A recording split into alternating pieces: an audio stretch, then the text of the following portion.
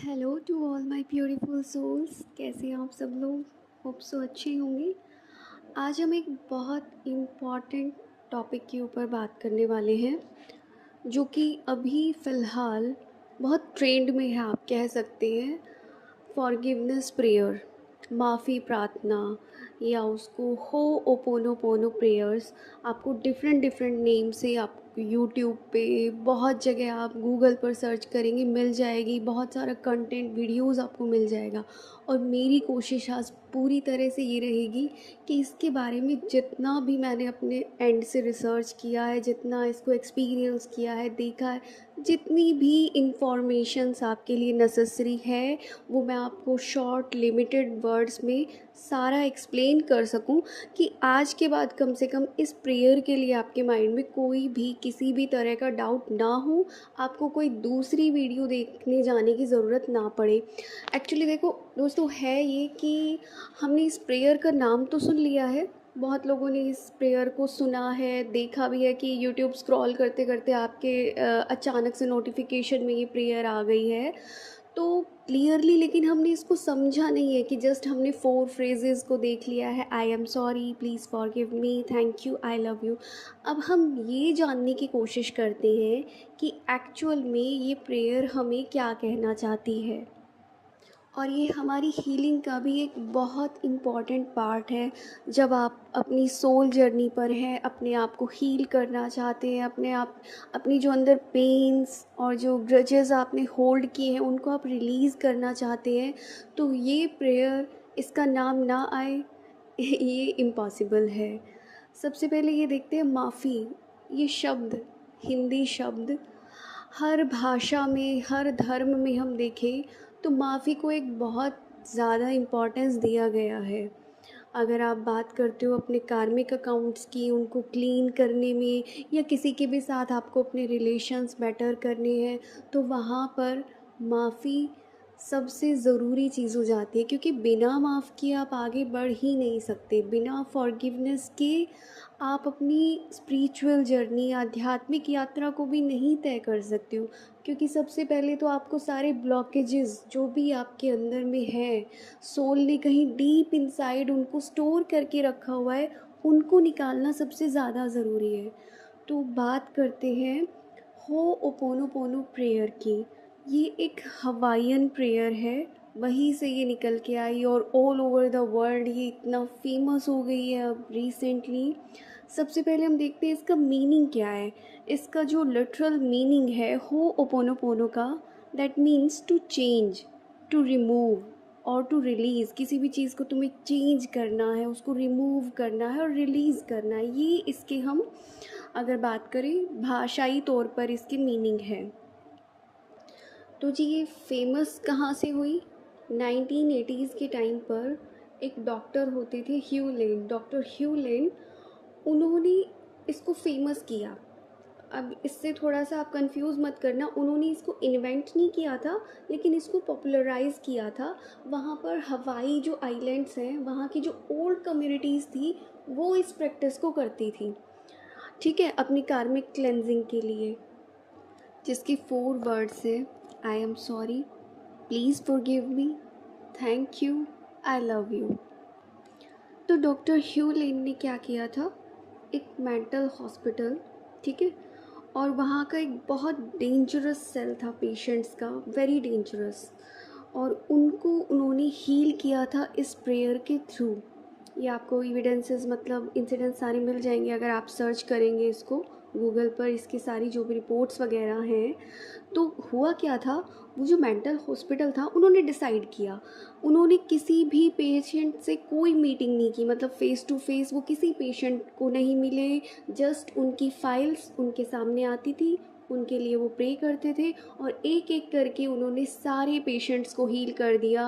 और इवन ये तक सिचुएशन थी कि आफ्टर 6 मंथ्स वो जो इतना डेंजरस सेल था पेशेंट्स का, वो मेंटल हॉस्पिटल था, लाइक वो वाले केसेस थे जो बहुत ही खूंखार आप बोल सकते हो कैदी थे, बहुत जिन्होंने बड़े बड़े क्राइम्स किए हुए थे और मेंटली एकदम डिसऑर्डर्ड जो हो जाते हैं।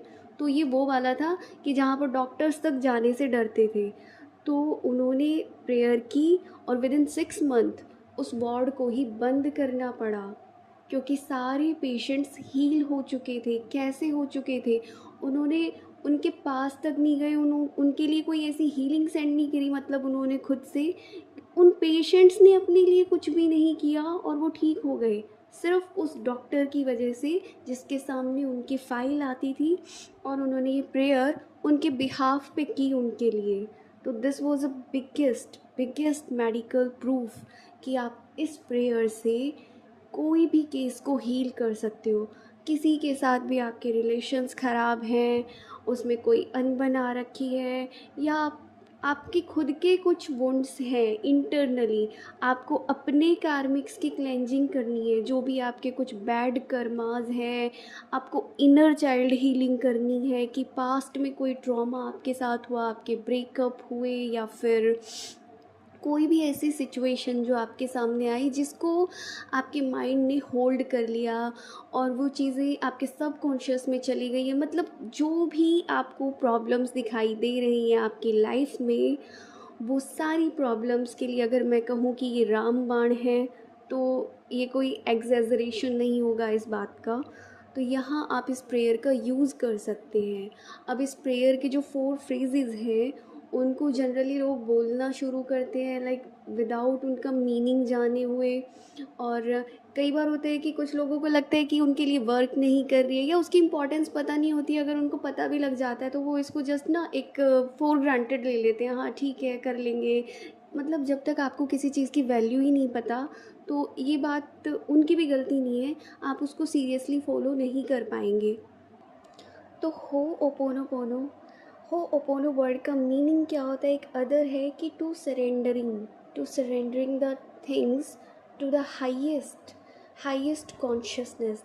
अब हम ये बात करें कि हमारी लाइफ में कोई भी प्रॉब्लम है, ठीक है, तो वो कहाँ पर है? हमारे अंदर है ना। तो ठीक किसको करना है? हमें खुद को। तो इस प्रेयर में हम क्या करते हैं? हम दूसरों को हील नहीं करते हैं, ये बहुत इंपॉर्टेंट है अंडरलाइन करने वाली बात।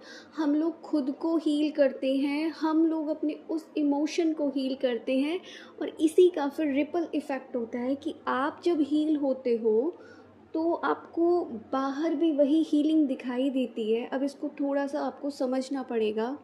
देखिए ये बात हम सबको पता है, अगर थोड़ा बहुत भी आप ये कार्मिक अकाउंट्स को और ये जो लॉ ऑफ अट्रैक्शन वगैरह के बारे में आप जानते हो, दैट लाइक अट्रैक्ट्स लाइक, ये तो हम सब ने सुना हुआ है। जिनको लॉ ऑफ अट्रैक्शन के बारे में नहीं भी पता है, तो everything that is happening in your consciousness is created by you. तुम्हारी कॉन्शियसनेस के अंदर जो भी क्रिएट हुआ है, जो भी हो रहा है, वो तुमने क्रिएट किया है। तुम्हें बाहर क्या दिखाई दे रहा है? रिलेशंस ख़राब हैं, किसने क्रिएट किए हैं? अनकॉन्शियसली सोल ने खुद क्रिएट किया है उस एक्सपीरियंस को। कि बाहर देखना, तुम किसी का लड़ाई देख रहे हो, झगड़ा देख रहे हो, मतलब ये जो तुम्हारा एक वर्ल्ड है ना, ये एक यूनिवर्स तो भाई बाहर है और एक यूनिवर्स है अंदर पूरा, जो कि तुमने क्रिएट किया है, और इसी के इम्पैक्ट हैं जो तुम्हें बाहर के वर्ल्ड में दिखाई देते हैं। तो प्रॉब्लम चाहे कहीं पर भी हो, किसी से रिलेशन है, ठीक है, तो वहाँ पर क्या है? देखो हर चीज़ के साथ हम क्या करते हैं? मेरा एक वर्ड यूज़ होता है, मेरा। तो जहाँ पर भी प्रॉब्लम है वहाँ पर मैं हूँ। कैसे? कि रिश्ता ख़राब है, किसका? मेरा। जॉब के लिए, ठीक है, अब किसकी जॉब में प्रॉब्लम है? मेरी। पैसा, मेरा। तो ये मेरा है, इस मेरे को ठीक कौन करेगा? क्योंकि सब कुछ तो अंदर से आ रहा है। मेरे सबकॉन्शियस में वो पैटर्न था, वो पेन था, जो कि रिफ्लेक्ट हुआ है, बाहर आया है। तो आपकी एनर्जी में वो है और वो सबकॉन्शियसली हो रहा है। तो वो जितनी भी गलत मेमोरीज़ हैं, फीलिंग्स हैं, एनर्जीज़ हैं, उसको ठीक किसको करना है? अपने आप को ही करना है हमें ठीक। तो यहाँ पर हम क्या करते हैं? We are taking 100% responsibility of what we are like feeling. Okay, तो अपनी इमोशंस की, अपनी कॉन्शियसनेस की पूरी 100% रिस्पॉन्सिबिलिटी मुझे लेनी है। इससे सामने वाला भी हील होगा, उसकी भी हीलिंग हो जाएगी। इसको हम दूसरे रूप में भी समझ सकते हैं, that everywhere there is a problem in your life, you are the common factor. Sanskrit में एक श्लोक है, यद भवम तद भवति, मतलब जैसी आपकी भावना वैसा रिजल्ट कहाँ आपकी लाइफ में शो होता है। वो इन 4 फ्रेजेस से वो ठीक कैसे होता है कि देखिए, हर वर्ड इस संसार में, इस वर्ल्ड में जितने भी वर्ड्स हैं, शब्द हैं, सबकी एक एनर्जी है, उसकी एक फ्रिक्वेंसी है। तो वही कि जो एनर्जी आप सेंड कर रहे हो, जो फ्रिक्वेंसी पे आप वाइब्रेट कर रहे हो, तो सेम टाइप के एनर्जीज़ एंड सेम फ्रिक्वेंसीज़ को आप वापस से अट्रैक्ट करने वाले हैं, है ना। तो सबसे अब इन वर्ड्स को लेते हैं, सॉरी जब हम बोलते हैं तो किसको सॉरी बोल रहे हैं हम। इसको कई तरह से वैसे समझने वाली बात है, लेकिन मैं आपको थोड़ा सा जनरल वे में समझा देती हूँ क्योंकि वीडियो थोड़ा लंबी हो रही है। सॉरी जब हम बोलते हैं तो सॉरी हम अपने आप को बोलते हैं हु अट्रैक्टेड दिस एनर्जी, जिसने इसको अट्रैक्ट किया है। मैं अपने लिए सॉरी फील कर रही हूँ, मैंने इसे अट्रैक्ट किया है, प्लीज़ फॉरगिव मी। मैं अपने आप को माफ़ करने के लिए कह रही हूँ अपनी हायर कॉन्शियसनेस से कि इतना लंबा टाइम मैंने इस इमोशन को होल्ड करके रखा, और इस इमोशन को होल्ड करने की वजह से इतने ब्लॉकेजेस आ गए हैं कि जो भी फिर मुझे इम्पैक्ट दिखाई देता है मेरे लाइफ में, एक रिपल इफ़ेक्ट दिखाई देता है।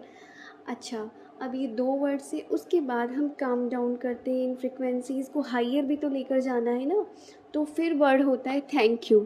थैंक यू कि हमने इसे आइडेंटिफाई किया, थैंक यू कि हमें चांस मिला है इसको ठीक करने के लिए, इस कर्मा को, इस डेप्थ को रिलीज़ करने के लिए, क्योंकि डेप्थ जब रिलीज़ होगा तो जाहिर सी बात है अल्टीमेट इम्पैक्ट कहाँ शो अप होगा, हमारी लाइफ पर ही शो होगा। मेरे रिलेशंस अच्छे हो जाएंगे, मेरी लाइफ की प्रॉब्लम्स जो है सॉल्व हो जाएंगी।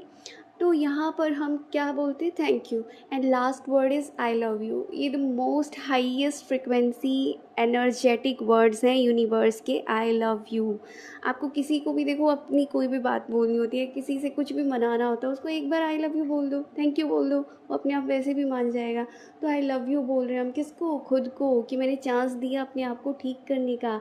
आई लव यू बोल रहे हैं हम उस सोल को कि ठीक है, हमने जो भी हमसे गलती हुई, कुछ भी हुआ, अच्छा बुरा, हम उसको एज अ सोल के फॉर्म में, एनर्जी के फॉर्म में प्यार भेज रहे हैं ताकि वो चीज़ें ठीक हो जाएं।